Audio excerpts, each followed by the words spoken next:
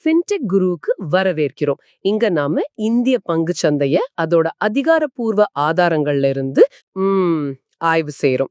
எல்லா தகவல்களும் படிப்பு அப்புறம் ஆராய்ச்சி நோக்கங்களுக்காக மட்டும்தான். முதலீடுகளுக்கு உங்க செபி அங்கீகரிக்கப்பட்ட ஆலோசகரை அணுகுங்க அல்லது உங்க சொந்த முடிவின் பேர்ல செய்யுங்க.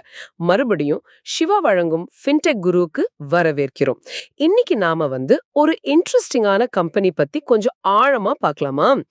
Vedant fashions limited. இந்த பேரு ஒருவேளை சிலருக்கு புதுசா இருக்கலாம். ஆனா அவங்களோட ஒரு பிராண்ட் சொன்னா உடனே எல்லாருக்கும் தெரியும். மான்யவர் இல்லையா? நம்ம ஊர் ஃபங்க்ஷன்ஸ்னாலே இதுதான் ஞாபகத்துக்கு வரும். ஆமாம் கரெக்டா சொன்னீங்க. வேதாந்த் ஃபேஷன்ஸ் இவங்க இந்திய கல்யாணம் மற்ற விசேஷங்கள் இதுக்கான ஆடை சந்தையில தவிர்க்க முடியாத ஒரு பிளேயர்னே சொல்லலாம்.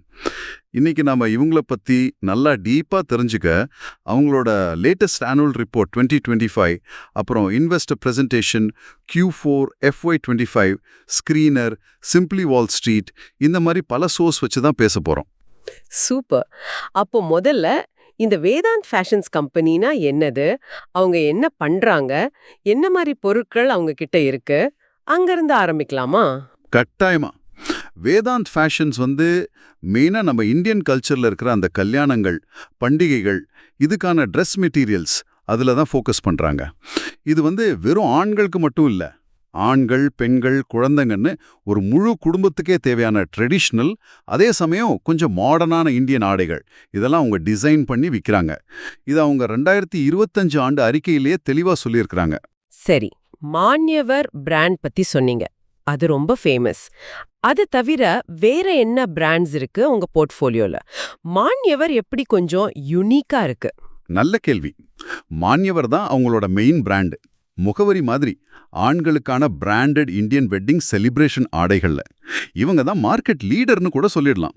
இந்தியா முழுக்க கடைகள் இருக்கு. அவங்களோட பிரைசிங் பாத்தீங்கன்னா ஒரு மிட் ரேஞ்ச்ல இருந்து பிரீமியம் வரைக்கும் போகும். ஆனா இங்க ஒரு முக்கியமான விஷயம் கவனிக்கணும். என்னது அது? மான்யவர் பிராண்ட்ல எந்த சீசன் அண்ட் சேலோ தள்ளுபடியோ கிடையவே கிடையாது. இது அவங்க இன்வெஸ்டர் பிரசன்டேஷன்லயும் சொல்றாங்க, ஆனுவல் ரிப்போர்ட்லயும் திரும்ப திரும்ப சொல்றாங்க. அப்படியா? டிஸ்கவுண்டே கிடையாதா? இது கொஞ்சம் வித்தியாசமான அப்ரோச் ஆச்சே. இது ஒருவேளை அந்த பிராண்டோட வேல்யூவை, பிரத்யேகத்தன்மைய காப்பாத்திக்கவா? நீங்க சொல்றது கரெக்ட். அந்த நோட் டிஸ்கவுண்ட் பாலிசி மான்யவரணம் பிரீமியம் இமேஜ் அப்படியே வச்சிருக்கு. மற்ற பிராண்ட்ஸ்னு பார்த்தா மொஹேனோ ஒன்னு இருக்கு. மொஹே கேள்விப்பட்டிருக்கேன். ஆமா, அது பெண்களுக்கான வெட்டிங் ஃபெஸ்டிவர். ஒரு இன்ட்ரெஸ்டிங்கான விஷயம் என்னன்னா, கடைகளோட எண்ணிக்கையில பார்த்தா மொஹேதா வேதாந்த் ஃபேஷன்ஸோட பெரிய பிராண்டு. இதுக்கும் இந்தியா முழுக்கும் ஸ்டோர்ஸ் இருக்கு. அடுத்து தொமேவன் ஒரு பிராண்டு, அது இன்னும் வளர்ந்து வர நிலையில இருக்கு. ரீசெண்டா கூட ஒரு புது பிராண்ட் வந்த மாதிரி நியூஸ் படிச்சேன். ஆமா, அது திவாஸ். இது ஃபைனான்ஷியல் இயர் 25ல ஆரம்பிச்ச ஒரு D2C பிராண்ட். D2Cனா அதாவது டைரக்ட் டு கன்சியூமர். எந்த மிடில்மேனும் இல்லாம கம்பெனியே நேரடியா கஸ்டமருக்கு ஆன்லைன்ல விற்கிறது. இந்த திவாஸ் பண்டிகை கொண்டாட்ட ஆடைகள்ல ஃபோக்கஸ் பண்ணுது. அதுக்கு நல்ல ரெஸ்பான்ஸ் இருக்குன்னு இன்வெஸ்டர் பிரசன்டேஷன்ல சொல்லியிருக்காங்க. கடைசியா மெபாஸ்னு ஒன்று இருக்கு. இது மெயினா சவுத் இந்தியன் மார்க்கெட்டை டார்கெட் பண்ணுது. ஓகே. அப்போ ஜென்ஸ், லேடிஸ், கிட்ஸ்னு எல்லாருக்கும் வேற வேற பிரைஸ் பாயிண்ட்ல தேவைகளுக்கு ஏத்த மாதிரி பிராண்ட்ஸ் வச்சிருக்காங்க. என்னென்ன டைப் ஆடைகள் பொதுவா கிடைக்கும்? சும்மா ஒரு ஐடியாக்கு. அவளோட 2025 ஆனுவல் ரிப்போர்ட் படி பார்த்தா லிஸ்ட் பெருசு. ஆண்களுக்கு kurta set, Indo western, sherwani, jackets, Nehru jackets கூட, Jodhpuri suits, short kurta, accessories நிறைய இருக்கு. பெண்களுக்குன்னு பார்த்தா lehenga, saris, stitched suits, crop top lehenga, gowns, அதுக்கு மேட்சிங் அக்சசரிஸ் வரைக்கும். குழந்தைகளுக்கும் kurta set, jacket set, Indo western, சின்ன குழந்தைகளுக்கு பட்டு பாவாடை மாதிரி, அப்புறம் கேர்ள்ஸ்க்கு காக்ரா சோளி, கவுன்ஸ், ஃப்ராக்ஸ்னு வெரைட்டி நிறைய இருக்கு. அப்போ மார்க்கெட்ல இவங்களோட பொசிஷன் என்ன? மான்யவர் லீடர்னு சொன்னீங்க, ஓவராலா எப்படி பாக்குறாங்க? ஆமா, பிராண்டட் எண்டட் வெட்டிங் செலிப்ரேஷன் வேர் செக்மெண்ட்ல மான்யவர் தான் டாப். அது இன்வெஸ்டர் பிரசன்டேஷன்லயே இருக்கு. ஆனா அவங்களோட விஷன் அதோட முடியல. அவங்க என்ன நினைக்கிறாங்கன்னா, இந்தியன் ட்ரெடிஷ்னல் ஆடைகளை வெறும் விசேஷத்துக்கு மட்டும் போடுற ட்ரெஸ்ஸா பார்க்காம அதை டெய்லி லைஃப்லயும் ஒரு பார்ட் ஆக்கணும்னு ஒரு பெரிய நோக்கம் இருக்குன்னு ஆனுவல் ரிப்போர்ட்ல சொல்லியிருக்காங்க. இது கேட்க நல்லா இருக்கு. இந்திய திருமண சந்தை பத்தி சில நம்பர்ஸ் பார்த்தேன், ரொம்ப ஆச்சரியமா இருந்துச்சு. ஆமா, அது ரொம்ப முக்கியமான பாயிண்ட். இந்தியன் வெட்டிங் மார்க்கெட்டோட சைஸ் மட்டுமே கிட்டத்தட்ட $130 பில்லியன் 2025 ஆனுவல் ரிப்போர்ட் சொல்லுது. $130 பில்லியன்? ஆமா. இத கம்பேர் பண்ணா சைனாவோட மார்க்கெட் சுமார் 170 பில்லியன், நம்மளை விட பெருசுதான். ஆனா அமெரிக்காவோட மார்க்கெட்டை 70 பில்லியனை விட இந்தியா கிட்டத்தட்ட டபுள் சைஸ். இன்னொரு ஷாக்கிங்கான விஷயம் என்னன்னா, இந்தியால ஒருத்தரோட வருமானத்துல ஜிடிபி பர் கேபிட்டா, கல்யாணத்துக்கு செலவு பண்ற ratio, wedding spend GDP per capita 5.1 மடங்கு இருக்கு. இது மத்த நாடுகளோட கம்பேர் பண்ணா ரொம்ப ரொம்ப அதிகம். 5.1 மடங்கா? ஆமா, இது வெறும் ஸ்டாட்டிஸ்டிக்ஸ் இல்ல, இது நம்ம கல்ச்சர்ல கல்யாணத்துக்கு எவ்வளவு முக்கியத்துவம் கொடுக்கறோம்னு காட்டுது. அதோட எக்கானமி எப்படி இருந்தாலும் இந்த செக்டார் ஓரளவுக்கு தாக்கு பிடிக்கணும் காட்டுது. இது வேதாந்த் மாதிரி கம்பெனிக்கு ஒரு பெரிய அட்வான்டேஜ். இந்த நம்பர்ஸ் நிஜமாவே யோசிக்க வைக்குது. சரி, இவ்ளோ பெரிய ஆபரேஷன்ல இவங்க இந்த ஆடைகளை எங்க தயாரிக்கிறாங்க? ரா மெட்டீரியல்ஸ் எங்க இருந்து வருது? அந்த ப்ரொடக்ஷன் சப்ளை செயின் பத்தி கொஞ்சம் சொல்லுங்களேன். அவங்க எக்ஸாக்டா எங்க துணி தைக்கிறாங்க, நூல் எங்க வாங்குறாங்கன்ற டீடைல்ஸ் நமக்கு கிடைச்ச ரிப்போர்ட்ஸ்ல, ஆனுவல் ரிப்போர்ட், இன்வெஸ்டர் பிரசன்டேஷன்ல இல்ல. ஆனா அவங்களோட உண்மையான பலமே அவங்க உருவாக்கி வச்சிருக்கிற அந்த டெக்னாலஜி பேஸ்டு சப்ளை செயின் மேனேஜ்மெண்ட்ல தான் இருக்குன்னு இன்வெஸ்டர் பிரசன்டேஷன் Q4 FY25 சொல்லுது. டெக்னாலஜி பேஸ்டு சப்ளை செயின்னா எக்ஸாக்ட்டா என்ன? அதுல என்ன ஸ்பெஷல்? அதுல நிறைய விஷயங்கள் இருக்கு. ஒன்னு, அவங்க இன்வென்டரியை மேனேஜ் பண்றதுக்கு டெக்னாலஜி யூஸ் பண்றாங்க. எந்த கடையில எந்த பின்கோட்ல என்ன ஸ்டாக் குறையுதோ அதை பார்த்து ஆட்டோமேட்டிக்கா சரக்கு போய் சேர்ற மாதிரி ஒரு ஆட்டோமேட்டட் ரீப்ளனிஷ்மெண்ட் சிஸ்டம் இருக்கு. ரெண்டாவது, கடைகள்ல என்னென்ன பொருள் விக்குதுன்னு ரியல் டைம்ல ட்ராக் பண்ற ஒரு சிஸ்டம் இருக்கு. இதனால எந்த டிசைன் நல்லா போகுது, எது ஸ்லோவா இருக்குன்னு வேகமா தெரிஞ்சுக்க முடியுது. இதோட ரிசல்ட் என்னன்னா, விற்காம தேங்கி போற ஸ்டாக், அதாவது டெட் ஸ்டாக் ரொம்ப கம்மியா இருக்குன்னு சொல்றாங்க.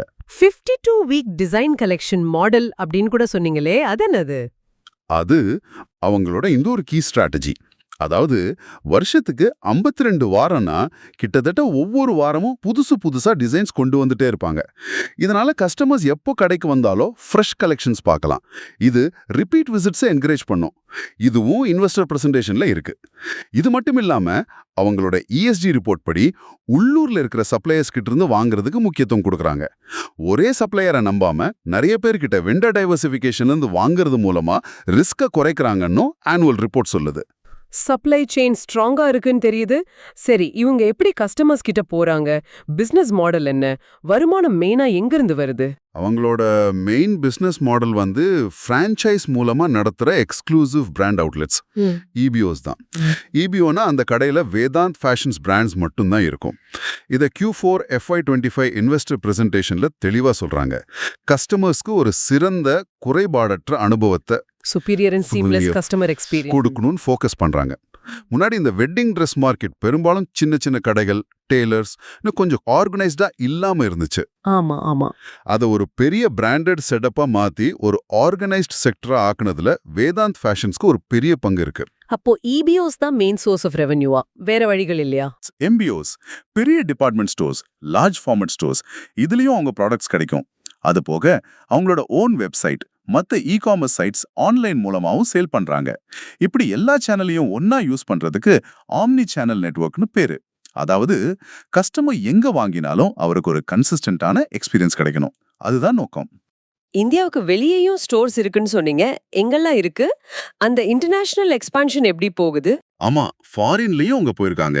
மார்ச் 2025 நிலவரப்படி இந்தியாவில் 244 சிட்டில 662 EBOs, அதுல சில ஷாப் அண்ட் ஷாப்களையும் சேர்த்து இருக்கு. டோட்டலா 1.79 million square feet retail area. இன்டர்நேஷனலா பார்த்தா யூஎஸ்ல 7 ஸ்டோர், கனடால 2, UAEல 6, UKல 1ன்னு கடைகள் இருக்கு. வெளிநாடுகள்ல எங்க இந்தியர்கள் அதிகமா இருக்காங்களோ, ஹை இந்தியன் டயாஸ்பரா பிரசன்ஸ் அந்த ஏரியாக்கள்ல ஃபோக்கஸ் பண்றாங்கன்னு அவங்களோட 2025 ஆனுவல் ரிப்போர்ட் சொல்லுது. US, கனடா, UAE, UKல கூடவா? அந்த இன்டர்நேஷனல் சேல்ஸ் எந்த அளவுக்கு கான்ட்ரிபியூட் பண்ணுதுன்னு ஏதாவது டேட்டா இருக்கா? இல்ல இப்போதைக்கு அது ஆரம்ப கட்டத்துல இருக்கா? இல்ல, அந்த இன்டர்நேஷனல் சேல்ஸ் ஷேர் எவ்வளோன்னு ஸ்பெசிஃபிக்கா ரிப்போர்ட்ஸ்ல இல்ல. ஆனா வெளிநாடுகள்ல கடையை தொடர்ந்து விரிவுபடுத்துறத ஒரு growth ஸ்ட்ராட்டஜியா அவங்க இன்வெஸ்டர் பிரசன்டேஷன்ல சொல்றாங்க. சோ இது உங்களுக்கு ஒரு லாங் டர்ம் பிளான் மாதிரி தெரியுது. சரி, வருமானம் ஓகே, செலவுகள் சைடுல எப்படி? எங்க அதிகமா செலவு பண்றாங்க? ஏன்னா லாபத்தை முடிவு பண்றதுல அதுவும் முக்கியம் இல்லையா? கண்டிப்பா. அவங்களோட முக்கிய செலவுகள்ல ஒன்று மார்க்கெட்டிங். நமக்கு தெரிஞ்ச மாதிரி ராம்சரண், ஜான்வி கபூர், அவினாஷ் திவாரி மாதிரி பெரிய செலிபிரிட்டிஸை வச்சு விளம்பரம் பண்றாங்க. டிஜிட்டல்லையும் நிறைய பண்றாங்க. அடுத்து எம்ப்ளாயி காஸ்ட். இதுல இஎஸ்ஓபி அதாவது ஸ்டாக் ஆப்ஷன்ஸ் கொடுக்கறதும் அடங்கும். அப்புறம் சிஎஸ்ஆர் ஆக்டிவிட்டீஸ் அதாவது சமூக பொறுப்புணர்வுக்காக செலவு பண்றாங்க. டெக்னாலஜில நிறைய இன்வெஸ்ட் பண்றாங்க. ஆமா, ஏஐ எல்லாம் சொன்னீங்க. ஆமா, டிமாண்ட கணிக்க ஏஐ யூஸ் பண்றது, அவங்களோட V F L Parivar app, sales force software, endless aisle கான்செப்ட்னு டெக்னாலஜிக்கு செலவு பண்றாங்க. கடைசியா புது ஸ்டாக் வாங்குறதுக்கும் புது கடை திறக்கிறதுக்குமான கேபிட்டல் எக்ஸ்பெண்டிச்சர் இருக்கு. இதெல்லாம் 2025 ஆனுவல் ரிப்போர்ட்ல டீடைலா இருக்கு. ஓகே. இப்போ எக்ஸ்போர்ட்ஸ், இம்போர்ட்ஸ். வெளிநாடுகள்ல கடை இருக்கிறதால எக்ஸ்போர்ட்ஸ் இருக்குன்னு புரியுது. இம்போர்ட்ஸ் பத்தி ஏதாவது தகவல் இருக்கா? ரா மெட்டீரியல்ஸோ இல்ல ஃபினிஷ்ட் குட்ஸோ? நீங்க சொன்ன மாதிரி யுஎஸ், கனடா, யுஏஇ, யூகே மாதிரி நாடுகள்ல கடை இருக்கிறதால அங்க பொருள் போகுது. சோ இன்டர்நேஷனல் ஆபரேஷன்ஸ் அல்லது எக்ஸ்போர்ட்ஸ் இருக்கு. ஆனா ஃபாரின்ல இருந்து ரா மெட்டீரியலோ இல்ல ரெடிமேட் ட்ரெஸ்ஸோ இம்போர்ட் பண்றாங்களான்னு நமக்கு கிடைச்ச சோர்ஸ்ல டைரக்டா இந்த இன்ஃபர்மேஷனும் இல்ல. அவங்க இந்தியன் வேர், ட்ரெடிஷன் இதுக்கெல்லாம் இம்பார்ட்டன்ஸ் கொடுக்கறதால மேபி இம்போர்ட்ஸ் கம்மியா இருக்கலாம்னு நினைக்கிறேன். ரொம்ப கிளியர். இப்போ எல்லாருக்கும் ரொம்ப முக்கியமா தெரிஞ்சுக்க வேண்டிய பகுதி ஃபினான்ஷியல்ஸ், அதாவது நிதி நிலைமை. போன ஃபினான்ஷியல் இயர் FY25ல வேதாந்த் ஃபேஷன்ஸ் எப்படி பெர்ஃபார்ம் பண்ணிருக்கு? ரொம்ப முக்கியமான கேள்வி. FY25 ரிப்போர்ட்ஸ் படி பார்த்தா, அதாவது annual report, investor presentation, screener இது எல்லாத்தையும் வச்சு சொல்றேன். கம்பெனியோட ரெவென்யூ ஃப்ரம் ஆபரேஷன்ஸ் 13,854.83 மில்லியனா இருந்திருக்கு. ஓகே. இது அதுக்கு முந்தின வருஷம், அதாவது FY24ல 13,675.32 மில்லியனா இருந்துச்சு. சோ ரெவென்யூல ஒரு சின்ன 1.4% growth இருக்கு. ஸ்கிரீனர் வெப்சைட் படி TTM அதாவது லாஸ்ட் 12 months ரெவென்யூ பார்த்தா சுமார் 1,428 கோடியா இருக்கு. ரெவென்யூ லைட்டா ஏறி இருக்கு. சரி, லாபம் எப்படி இருக்கு? அதுவும் ஏறி இருக்கா? லாபத்தை பார்க்கும்போது கிராஸ் ப்ராஃபிட் FY25ல 9,315 மில்லியன், FY24ல 9,186 மில்லியன். இதுவும் கொஞ்சம் இன்க்ரீஸ் ஆயிருக்கு. ஆனா ஈபிட்டாவை பார்க்கணும். ஈபிட்டா. ஈபிட்டான்னா வட்டி, வரி, தேய்மானம் இதுக்கெல்லாம் முன்னாடி வர்ற லாபம். Earnings before interest, taxes, depreciation and amortisation. இது கம்பெனியோட கோர் ஆபரேட்டிங் ப்ராஃபிட்டபிலிட்டியை காட்டும். FY24ல ஈபிட்டா 6,464 மில்லியன். ஆனா FY24ல இது 6,643 மில்லியனா இருந்தது. ஓ, அப்போ ஈபிட்டா குறைஞ்சிருக்கா? ஆமா, கொஞ்சம் குறைஞ்சிருக்கு. ஈபிட்டா மார்ஜின் அதாவது ரெவென்யூல இது எவ்வளவு பெர்சன்டேஜ்னு பார்த்தா FY25ல 46.6%. ஆனா FY24ல 48.6%ஆ இருந்துச்சு. சோ மார்ஜின் குறைஞ்சிருக்கு. அது நோட் பண்ண வேண்டிய விஷயம். ஈபிட்டா குறைஞ்சிருக்கு, மார்ஜினும் குறைஞ்சிருக்கு. அப்போ நெட் ப்ராஃபிட் எப்படி? PBT, PAT அத பத்தி சொல்லுங்க. வரிக்கு முந்தின லாபம் PBT FY25ல 5,194.96 மில்லியன். இது ரெவென்யூல 37.5%. FY24ல இது 5,484.06 மில்லியனா இருந்துச்சு. மார்ஜின் 40.1%. இங்கே ஒரு டிக்ளைன் தெரியுது. கடைசியா வரிக்கு பிந்தைய லாபம் PIT ப்ராஃபிட் ஆஃப்டர் டாக்ஸ் அதாவது நெட் ப்ராஃபிட் FY25ல 3,884.72 மில்லியன். இது ரெவென்யூல 28.0%. PAT மார்ஜின் FY24ல இது 4,141.72 மில்லியனா இருந்துச்சு. மார்ஜின் 30.3%. ஸ்கிரீனர் படி TTM PAT அதாவது லாஸ்ட் 12 months நெட் ப்ராஃபிட் சுமார் 396 கோடியா இருக்கு. சோ ஓவராலா பார்த்தா ரெவென்யூ லைட்டா ஏறி இருந்தாலும் ப்ராஃபிட் மார்ஜின்ஸ் கொஞ்சம் பிரஷர்ல இருந்திருக்கு. இந்த மார்ஜின்ஸ கவனிக்கிறது முக்கியம்னு புரியுது. சரி, மத்த கீ ரேஷியோஸ் எப்படி இருக்கு? EPS, ROE, கடன் நிலைமை இதெல்லாம்? ஒரு ஷேருக்கான வருமானம் EPS earnings per share அதாவது ஒவ்வொரு ஷேருக்கும் எவ்வளோ ப்ராஃபிட்னு பார்த்தா TTM படி 16 ரூபாய் 30 பைசா இருக்கு. இது போன வருஷம் FY24ல 17 ரூபாய் 05 இருந்துச்சு. டைலூட்டட் EPS வந்து FY25க்கு 15.98 ரூபாய். இதுவும் ப்ராஃபிட் குறைஞ்சதை காட்டுது. அடுத்து ROE return on equity share holders போட்ட காசுக்கு எவ்வளோ ரிட்டர்ன் வருதுன்னு காட்டுறது. போன வருஷம் ROE 22%ன்னு ஸ்கிரீனர் சொல்லுது. ஆனா FY25 ஆனுவல் ரிப்போர்ட்ல MDA பகுதியில் பார்த்தா நிகர மதிப்பு மேல வருமானம் 34.34% கால்குலேட் பண்ணிருக்காங்க. FY24ல 40.22% இருந்துச்சு. சோ ROE இன்னும் ஸ்ட்ராங்கா தான் இருக்கு. ஒரு நல்ல விஷயம் என்னன்னா கம்பெனியோட கடன் பங்கு விகிதம் டெட் எக்விட்டி ரேஷியோ ரொம்ப ரொம்ப கம்மியா இருக்கு. FY25ல வெறும் 0.27 தான். இது கம்பெனி ஃபினான்ஷியலா ஸ்ட்ராங்கா இருக்கு, பெரிய கடனை நம்பி இல்லைன்னு காட்டுது. டிவிடெண்டை பொறுத்த வரைக்கும் FY25க்கு ஒரு ஷேருக்கு ₹8 ஃபைனல் டிவிடெண்ட் ரெக்கமெண்ட் பண்ணியிருக்காங்க. ஸ்கிரீனர் படி TTM dividend pay out ratio 50% இருக்கு. அப்போ FY25ல ரெவென்யூ ஓகே, ஆனா ப்ராஃபிட் மார்ஜின்ஸ் கொஞ்சம் குறைஞ்சிருக்கு. இதுக்கு என்ன காரணம்னு கம்பெனி சைடுல சொல்றாங்க. நீங்க சொன்ன அந்த முகூர்த்த நாள் கம்மியா இருந்தது மட்டும்தானா, இல்ல வேற ஏதாவது? கம்பெனி சொல்ற மெயின் காரணங்கள் 2. ஒன்னு, ஓவராலா கன்சியூமர் சென்டிமெண்ட், அதாவது மக்கள் பொருள் வாங்குற ஆர்வம் கொஞ்சம் டல்லா இருந்தது. 2வது, குறிப்பா FY25ஓட ஃபர்ஸ்ட் குவார்ட்டர்ல Q1 FY25ல கல்யாண முகூர்த்த நாட்கள் ரொம்ப ரொம்ப கம்மியா இருந்தது, சேல்ஸை பாதிச்சதுன்னு இன்வெஸ்டர் பிரசன்டேஷன்லயும் ஆனுவல் ரிப்போர்ட்லயும் சொல்றாங்க. ஆனா ஒரு பாசிட்டிவான விஷயம் என்னன்னா, அந்த Q1 தவிர்த்து ஜூலை மார்ச் FY25 பீரியட்ல ரீட்டைல் சேல்ஸ் 9.3% வளர்ந்திருக்கு. Like to like growth 2.9%. இந்த சவால்களுக்கு நடுவுலையும் அவங்களால 46%க்கு மேல EBITDA மார்ஜினை மெயின்டைன் பண்ண முடிஞ்சது. ஒரு நல்ல விஷயம்தான். ஆனால் நீங்க கேட்ட மாதிரி போட்டி அதிகமாயிட்டே வர்றதும் இந்த மார்ஜின் பிரஷருக்கு ஒரு காரணமா இருக்குமோன்னு பார்க்கணும். அதை பத்தி நேரடியா சொல்லலைனாலும் காம்படிஷன் ஒரு ரிஸ்க்னு அவங்க ரிப்போர்ட்ஸ்ல அக்செப்ட் பண்றாங்க. இந்த சவால்களுக்கு நடுவுலயும் ஓரளவுக்கு மேனேஜ் பண்ணிருக்காங்க. சரி, ஃபியூச்சர்ல growthக்காக என்ன பிளான்ஸ் வச்சிருக்காங்க? ஃபியூச்சர் growthக்கு மல்டிபிள் ஸ்ட்ராட்டஜிஸ் இருக்கு. ஒன்னு, ரீட்டைல் எக்ஸ்பான்ஷன். இந்தியாலையும் சரி வெளிநாடுகள்லயும் சரி புதுசா கடை திறக்கிறது.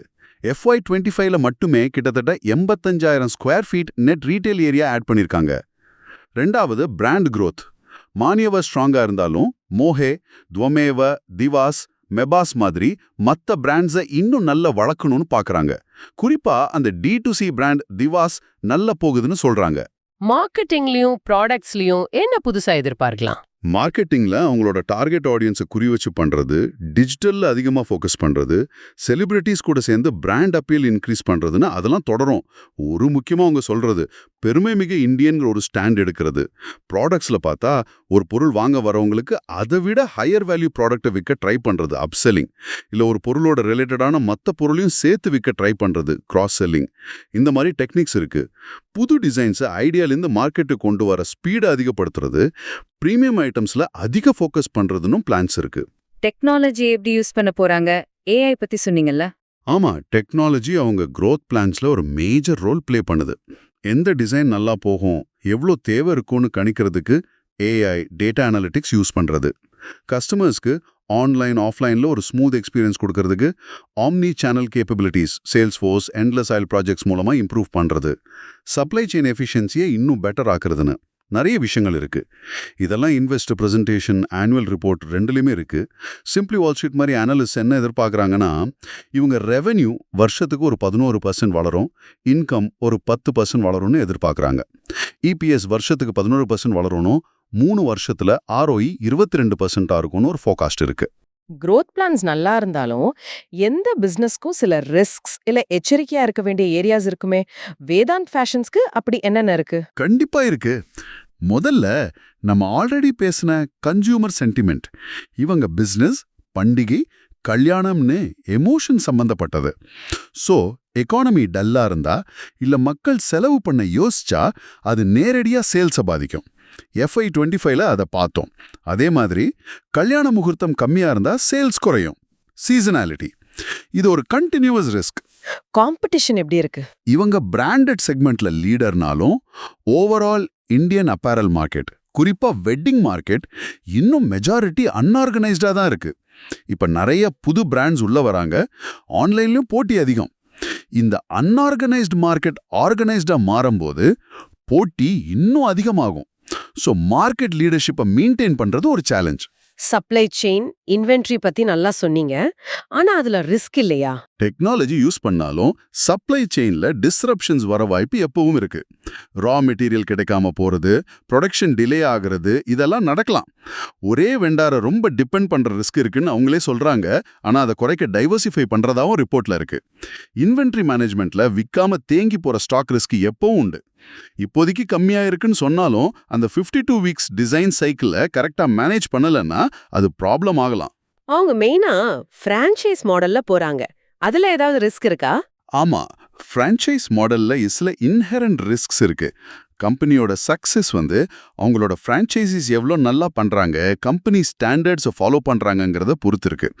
எல்லா ஸ்டோர்லயும் ஒரே மாதிரி குவாலிட்டி எக்ஸ்பீரியன்ஸ் இல்லைன்னா அது பிராண்ட் நாம பாதிக்கும். இது தவிர ரெப்புடேஷன் ரிஸ்க் முக்கியம். உதாரணத்துக்கு மானியூவர்ல டிஸ்கவுண்ட் இல்லைங்கிற பாலிசியை மாத்தினா அது இமேஜை டேமேஜ் பண்ணலாம். ESG ஃபேக்டர்ஸும் முக்கியம். அவங்களோட BSR ரிப்போர்ட்ல சப்ளை செயின்ல ஹியூமன் ரைட்ஸ் சம்பந்தமான ரிஸ்க் இருக்குன்னு மென்ஷன் பண்ணிருக்காங்க. லீகல் விஷயங்கள். கடைசியா ஸ்டாக் மார்க்கெட் பெர்ஃபார்மன்ஸ் பத்தி. எல்லா கம்பெனிக்கும் இருக்கிற மாதிரி labour loss, taxation, VAT, GST, income tax சம்பந்தமா சில டிஸ்பியூட்ஸ் ஆடிட் ரிப்போர்ட் நோட்ஸ்ல இருக்கு. என்வாயரமெண்டல் ரெகுலேஷன்ஸ், இது சம்பந்தமான ரெகுலர் பிசினஸ் ரிஸ்க்ஸ் இவங்களுக்கும் இருக்கு. லீகல் மெட்ராலஜி ஆக்ட் சம்பந்தமா ஒரு நான் கம்ப்ளையன்ஸ் BSR ரிப்போர்ட்ல இருக்கு.